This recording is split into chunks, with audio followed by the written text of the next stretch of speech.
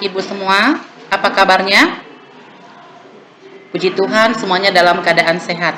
Baiklah anak-anak ibu, sudah sarapan? Sudah mandi?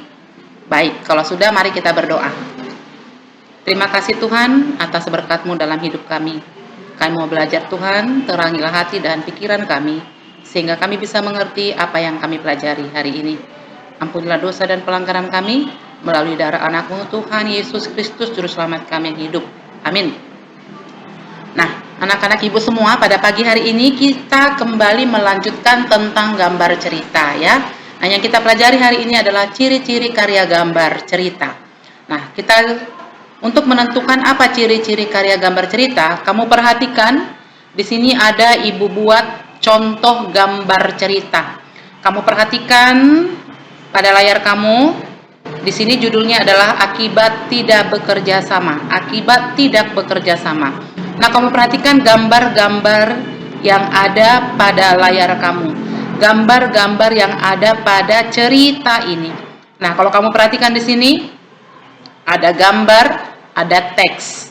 Jadi gambar ini ya, gambar ini bercerita tentang teks yang ada pada gambar. Oke? Nah, apa itu ciri-ciri karya gambar cerita? Yang pertama, ya, bersifat proporsional. Dengan membaca karya gambar cerita, kita dapat membawa pembacanya untuk terlibat secara emosional dengan pelaku utama dalam karya gambar cerita. Berarti kita harus mampu, ya. Gambar kita itu harus mampu membawa pembaca, ya, membawa pembaca untuk terlibat secara emosional dengan pelaku utama dalam karya gambar cerita itu. Yang kedua, ya, yang kedua yaitu humor yang kasar, penggunaan bahasa lisan dan mudah dimengerti oleh orang awam. Jadi kita menggunakan bahasa lisan, menggunakan kata-kata, kalimat-kalimat yang mudah dimengerti oleh orang awam. Kemudian bahasa percakapan atau bahasa pasaran, dengan digunakannya bahasa percakapan sehari-hari akan lebih mengena bagi pembaca. Yang pertama bersifat proporsional, yang kedua humor, yang ketiga bahasa percakapan adalah bahasa pasaran atau bahasa yang sering digunakan oleh si pembaca sehari-hari atau setiap harinya. Kemudian yang keempat penyederhanaan perilaku. Ya, penyederhanaan perilaku ya harus menggambarkan moral atau jiwa pelaku. Pola perilaku dalam gambar cerita cenderung untuk disederhanakan dan mudah diterka. Penyederhanaan perilaku berarti dia cenderung mudah diterka. Sederhana, mudah diterka, ya. Penyederhanaan perilaku menggambarkan moral atau jiwa pelaku. Pola perilaku cenderung untuk disederhanakan dan mudah diterka. Kemudian yang terakhir bersifat kepahlawanan.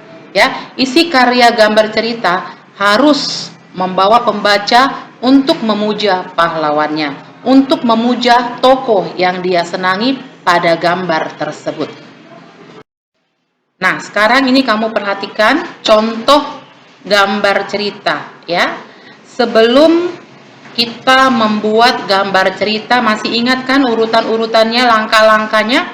Pertama kita menentukan tema. Nah, temanya tadi di sini akibat tidak bisa bekerja sama. Nah, jadi dalam menggambar cerita, yang pertama kamu buat sketsa. Udah, setelah kita tentukan tema, buat sketsa. Nah, sketsa itu kemudian dipertegas. Ini bisa kamu lihat dia di sini, dipertegas. Gambar itu, sketsa itu disempurnakan. Setelah dia mengalami penyempurnaan, baru kita masuk kepada pewarnaan, ya.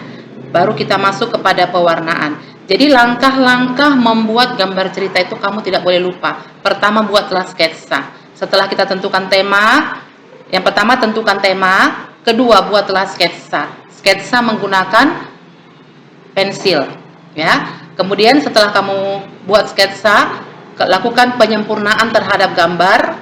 Kemudian kamu boleh menggunakan pewarnaan secara kering boleh menggunakannya secara basah. Untuk pewarnaan secara kering, berarti kamu menggunakan krayon, pensil warna. Sedangkan untuk dia media basah, kamu boleh menggunakan cat air, ya. Nah, hasilnya yang bisa kamu lihat ini dah seperti ini contohnya. Bisa kamu lihat kan, Nak? Jadi, kemudian setelah kamu melakukan pewarnaan, jika masih ada ya garis-garis sisa-sisa daripada sketsa, kamu hapus untuk menciptakan karya yang lebih bersih dan lebih baik lagi. Nah, kemudian di sini tugas kamu adalah gambarlah di buku gambarmu contoh gambar cerita yang ada di sini, anak ya. Kamu gambar dan dikumpulkan hari Selasa depan. Oke? Nah, sampai di sini pembelajaran kita. Semoga apa yang kamu pelajari hari ini berguna bagi kamu. Ini tetap berkaitan dengan gambar cerita pada pertemuan 2. Oke? Sekian dan terima kasih. Tuhan memberkati.